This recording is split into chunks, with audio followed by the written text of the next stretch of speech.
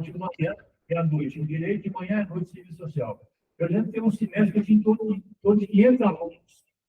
Então, essa confusão, às vezes, a gente não guarda no coração e na memória como a gente gostaria. Mas eu fiquei muito emocionado. Tá? A coisa que mais me toca o coração até hoje. Quando eu viajando, no Belo Horizonte, o Belo Horizonte assim, bom dia, professor. Eu fiquei muito emocionado com a sua fraterna lembrança. E a questão que você coloca também é da maior relevância, sabe? Assim, o que facilita e o que dificulta o orçamento participativo? Vamos pensar o que dificulta. E eu já respondo um pouco também a última pergunta aqui, né, das dificuldades que o Werner coloca. Né? Coloca a questão das dificuldades. Uma delas é a questão do bolso do orçamento participativo. Foi ficando claro também na Prefeitura de Belo Horizonte ainda. O orçamento participativo, a democracia participativa, as pessoas decidindo onde como aplicar o dinheiro público, tá, galera? Mexe com o legislativo.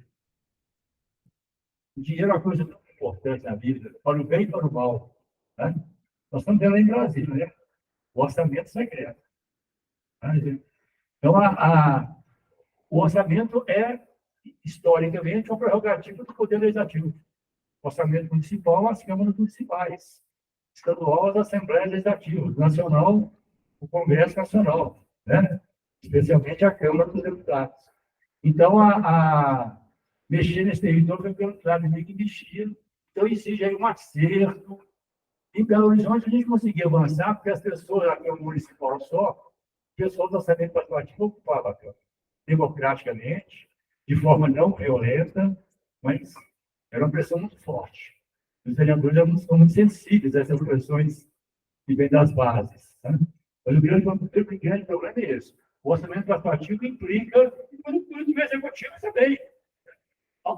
Quando as pessoas começam a decidir, começam a saber onde está, de onde vem, e começam a decidir junto com a gente para onde aplicar, além do poder legislativo, o executivo também perde o poder. Começa a partilhar o poder com as pessoas. Ao invés de fazer para as pessoas, é fazer com as pessoas. Então, isso também limita o poder. Essa, eu acho, é o grande desafio. E foi por aí que nós começamos a ter as dificuldades. Esse é um desafio que a gente tem que enfrentar. Tá? Uma outra questão também, o orçamento participativo é local. Muita gente fala assim, tudo bem, foi uma boa experiência em Belo Horizonte, em Porto Alegre, outras cidades do Brasil, né? Foi para outros países também, em alguns lugares, então, mas é possível pensar o orçamento participativo num estado como Minas Gerais, e num país continental imenso, como é o Brasil. Aí um outro termo que tem trabalhado também, mas vou aprofundar muito, é a questão da regionalização. Você trabalhar o desenvolvimento regional, sem deixar de pensar o projeto nacional, tendo sempre a visão estratégica do país, né, que nós amamos, que é o destinatário das nossas atividades, mas também trabalhar as diversidades culturais e regionais do país. A gente trabalha com regiões. E essas experiências dos seminários, né, dos eventos, dos conselhos, na área da assistência social, da própria segurança alimentar, da saúde, da educação, mostra que é possível você fazer esses trabalhos a partir de regiões, etc. Mas esse parece o grande desafio é esse, sabe? Outro, claro, o enfrentamento. Os poderes, não só executivos do Brasil, não. O executivo é muito mais, não pode poder aqui, o efeito de situação de grande desse tamanho. Partilhar o poder não é fácil, não. É quase tão difícil quanto partilhar o dinheiro econômico. Depois, não podemos esclarecer, não. Nós estamos no governo da vida para a gente refletir sobre ele, né, Daniel? A questão que o Breiner coloca, ele. Ali, eu estou uma etiopia. Sobre as dificuldades, desafios da gestão, um deles é esse aí que nós vimos. Né? A nossa formação, nós não estamos formados para partilhar o poder. Né? Partilhar. Então, a tendência natural do ser humano é segurar, conter o poder. Eu penso que as nossas administrações realmente efetivas, eficazes, transparentes, né? É importante a participação das pessoas, né? O exercício efetivo da cidadania e tudo isso, né? Agora, outra questão mais objetiva que eu considero assim, é a questão da burocracia. Tá? Esse é um problema sério no Brasil, está inserido na nossa história. E quando a gente estuda a história do Brasil, começa a vincular com a história de Portugal, aí a gente vê uma questão mais profunda ainda. A burocracia portuguesa também não era que deixava defeitos, né? Os reis de Portugal. Tanto Portugal como o país teve um domínio, então, dominância do mundo no século XIV, século XV, até XVI, quando eles chegaram aqui no Brasil, no período, né? Depois uma decadência. Quando essa decadência, Portugal foi isso, né? As decisões não eram tomadas. Eu estou lendo agora um livro do historiador brasileiro, esplêndido, né? Ele é um marxista, mas ele não cita nada de Marx. Eu trabalho com as fontes históricas. Cai no prato fundo. Formação do Brasil contemporâneo. Ele trabalha o fim do império, o fim da colônia. O início que me interessa.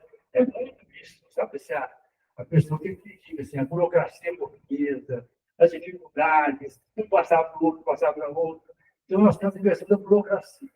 Né? E um esquema da burocracia, nós temos, chega ao mesmo tempo, causa e consequência, nós temos um Estado, muitas vezes, não é acesso a servidores, nós precisamos de servidores. Servidores e servidores, divinamente remunerados, sobretudo no campo das políticas públicas, da educação, da saúde, da cultura e tal. Mas tem muito direito, né? Tá? Assim, tem muito... Melhorou bastante você tratar com melhorou bastante.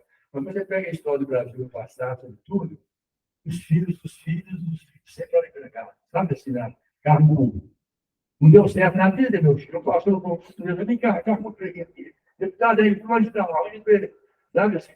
Eu tinha uma carta, peguei uma carta, professora, em 1959, 1958, 59. Chegou às minhas mãos uma carta do governador de Minas, interessado, não contar para vocês, eu não conto para ninguém, não, vocês esquecem. Tá? Interessado no meu avô, que era ligado a ele, via fortes, lá em Ressaquinha, que meu pai e minha mãe vieram de Babacena, e foi no norte de Minas. Mas uma carta, eu acompanhava via fortes. Uma carta, eu cheguei no arquivo do meu pai, uma carta do governador de Minas, via fortes, mandando para o meu avô, pedindo a ele para indicar a diretora da escola de Ressaquinha. Nada assim. Entendeu? Um senhor, igual a de história. Ele fica assustado com aquilo, mas o que é isso? Diretor de escola. Sabe? Uma coisa que eu gostava, os nomeados da comunidade escolar, pode pensar alguma coisa. Mas não, pedindo ao meu avô, o chefe dele, que indicasse o nome do diretor da escola. Naquele tempo não tinha concurso professor também, não. As pessoas eram nomeadas pelo governador. Fazia um curso normal para ser professor, tinha que ser nomeado. Então, essa questão do empreguismo está muito ligada também a essa questão da burocracia, sabe? Quem é quem, né? Quem é quem? Quem indica quem? Nós estamos esperando isso bastante. Eu acho que durou muito já. Muito. Concurso público, sabe? Se dá na área da educação, por exemplo, durou muito. Mas fica um legado, né? Fica um legado, fica uma mulher adentro que a gente vai destruindo pouco a pouco, sabe? Assim, a outra questão também que eu vejo, gente, eu tenho para mim que o Brasil precisa superar uma questão que marca o Brasil e continua marcando, a questão da escravidão. Cada vez mais isso foi um horror, né? Assim, a única vantagem da escravidão é que os nossos antepassados que vieram para cá e trouxeram a cultura deles, a identidade deles, que nos ajudou a formar como nação. Mas a escravidão em si,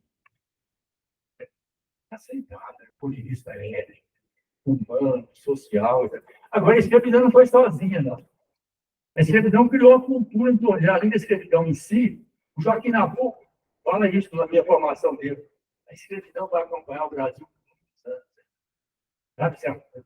Porque a escravidão está bem ligada à questão, sobretudo do meio rural, do colonialismo, né, do bandolismo, dos grandes chefes locais, que continuam presentes no Brasil, vão mentir ainda, gente. Continuam.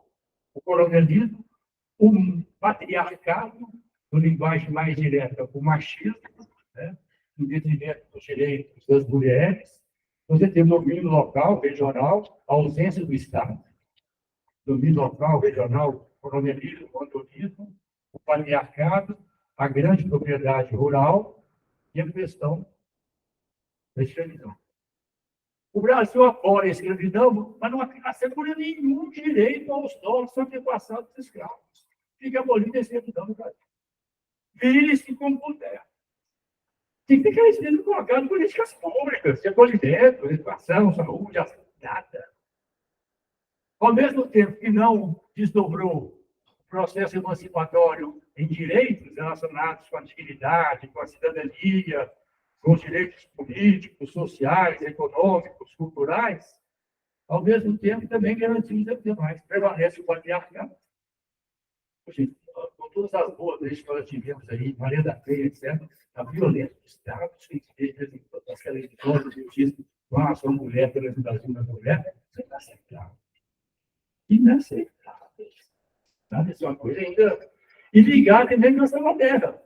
O Brasil atravessou o século XIX, o século XX, estão atravessando o século XXI, sem fazer duas reformas básicas que todos os países capitalistas desenvolvidos fizeram, que é a questão da terra. Antes, que continua sendo um desafio, a questão rural, a questão da terra, né? A questão da reforma agrária, das terras improdutivas, da grande propriedade que não oferece a contrapartida devida à sociedade, etc. E agora a questão urbana, a questão da terra urbana, especulação imobiliária.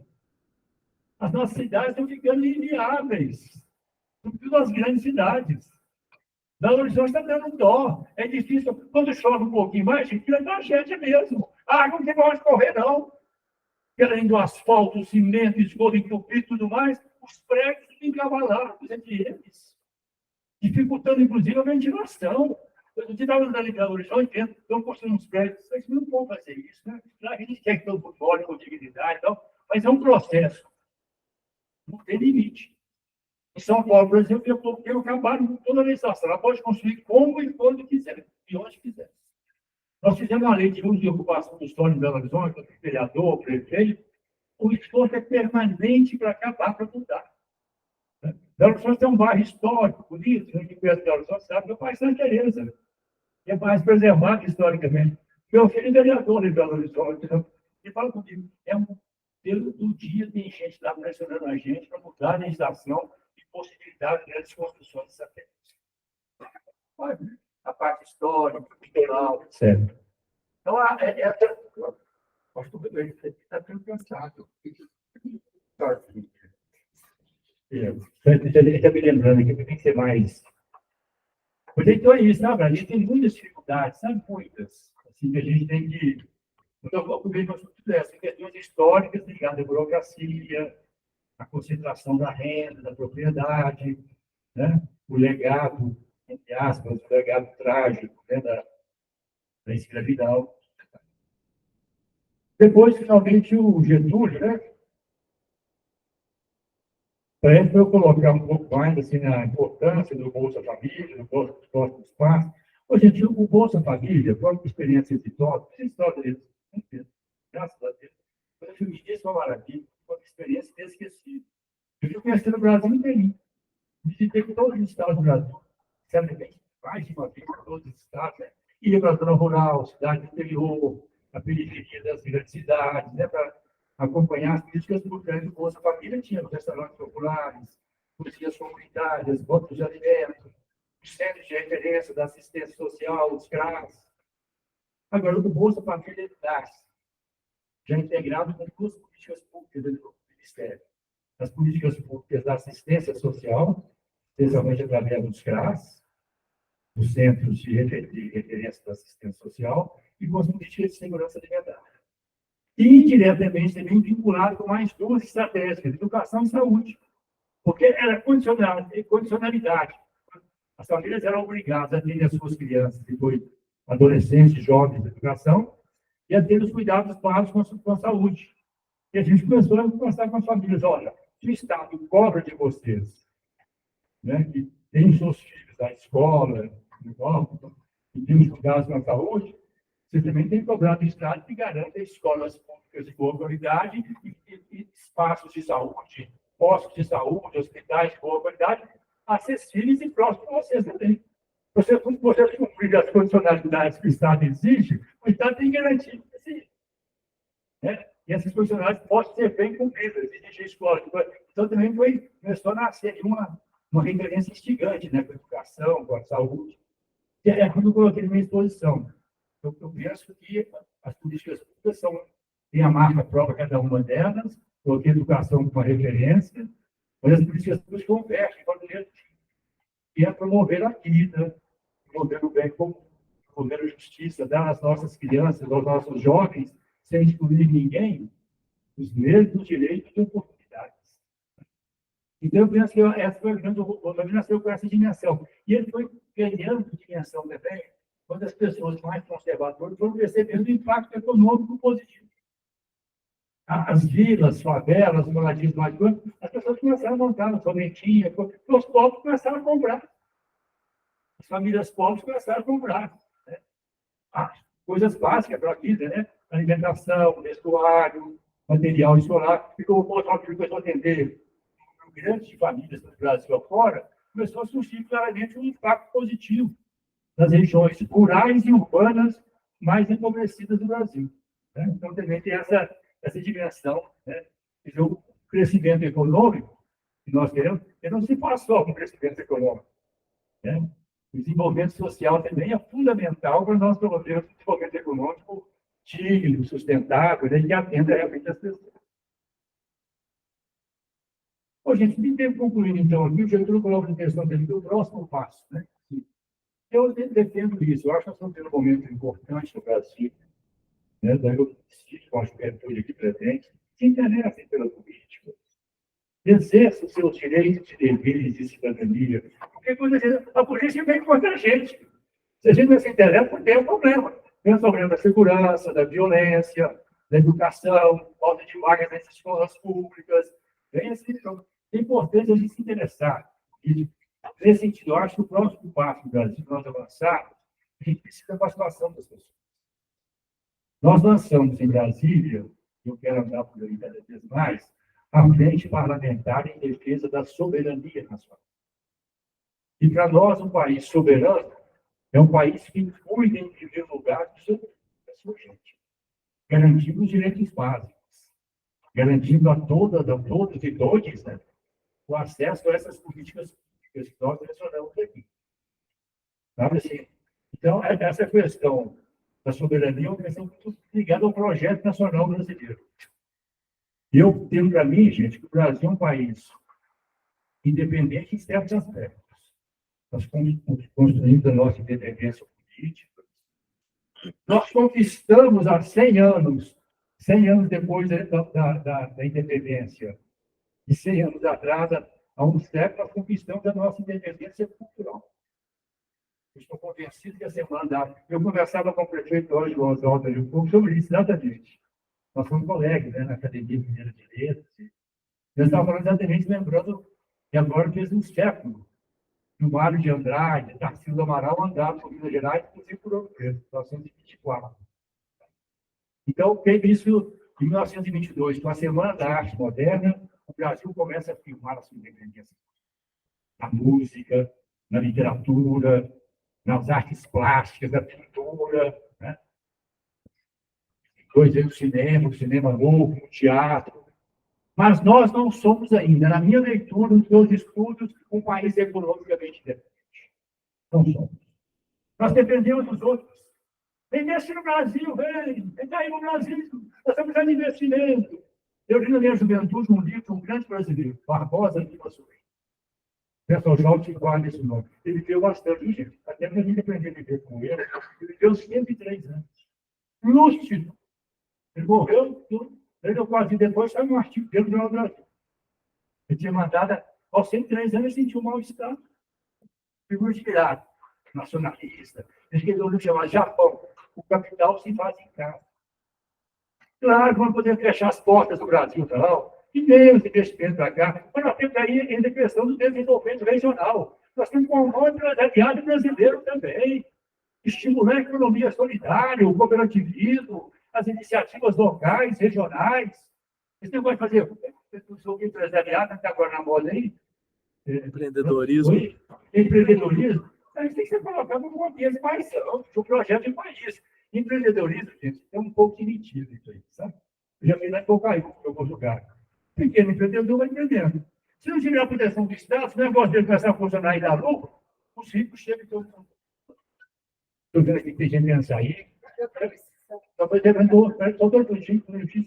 Eu já falei bastante.